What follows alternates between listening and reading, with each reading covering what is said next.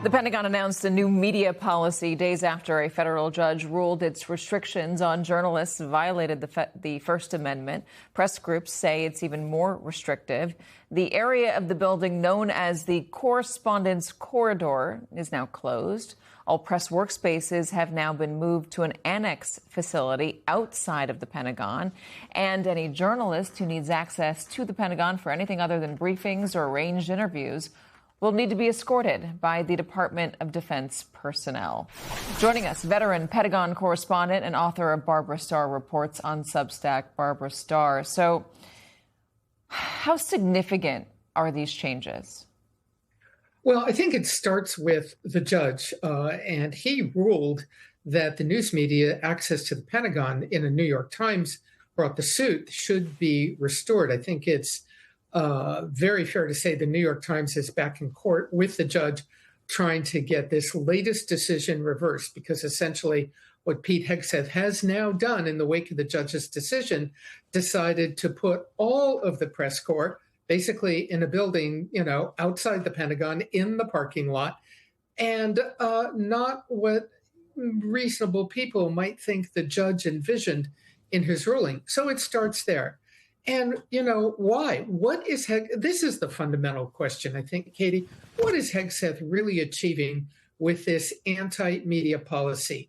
In the months since he's done it, it has achieved no stopping the Pentagon press corps in reporting the news. And this latest move won't stop them either. So not clear why he's so fearful, why he's so constantly angry, and what he may have to hide, because whatever he's doing with this policy, it's not working for him. Yeah, I mean, what's he so worried about? This is, as you said, the reporting is still happening. Is it a sense of disdain for the news media, or a sense that he has to be disdainful to please the boss? I think a lot of observers would say the second.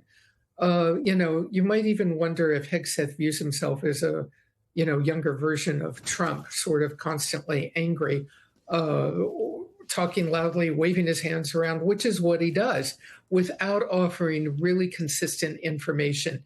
When it comes to the briefing room, he is still full of essentially the same message points that he's offered for the last year since he took office. So I think there's a lot of fear on his part of getting crosswise with the president. And, some people with a political eye on this wonder if the White House might do the same thing. But what I think is so interesting, we all know President Trump likes having the media close by because he wants to be able to come out and talk to them, multiple times a day. Not so with Hegseth. It seems to make him nervous. And I would just add, Katie, he's the first Secretary of Defense that I can recall in decades who is so nervous about all this all the time. This press corridor, press access has been open for decades. And the Pentagon has always worn it as a badge of honor that the U.S. military, short of classified information, which is not open to the media, that this is an area that demonstrates the U.S. military is open to the public and has nothing to hide. I think that's such a good point you made. I mean, Hegseth might style himself as a younger Trump, but Trump loves the press. And Donald Trump's never going to kick the press out of the briefing room. As you said, he needs them because he loves talking to them. That's why you see him talking to journalists every single day at and he's given multiple opportunities to do so. The New York Times says the policy doesn't comply with the judge's order, and it's going to go back to court on this, so this could change. You say that the policy allowing journalists in the corridor, et cetera, has been in place for decades before Pete Hegseth. Do you suspect, or do you expect, that when there is a new administration, or perhaps a new defense secretary, if that comes to pass, that these changes will get rolled back? Depending, of course, on who it is, I think it is very possible that they will. But I'm going to say the one thing that shouldn't be rolled back is access for all reporters. Hegseth has decided to open it up to people that he feels comfortable with that are basically his supporters. You can argue whether they're genuine media organizations or not. That's to be decided by a future Secretary of Defense.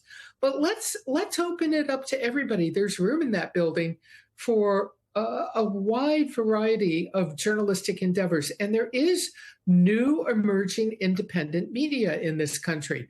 They should all get access as well. I'm not advocating, that just the old timers who've been there for decades, their organizations should get back into the building.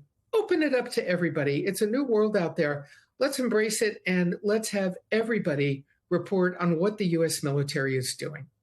Barbara Starr, always good to have you. Thank you so much.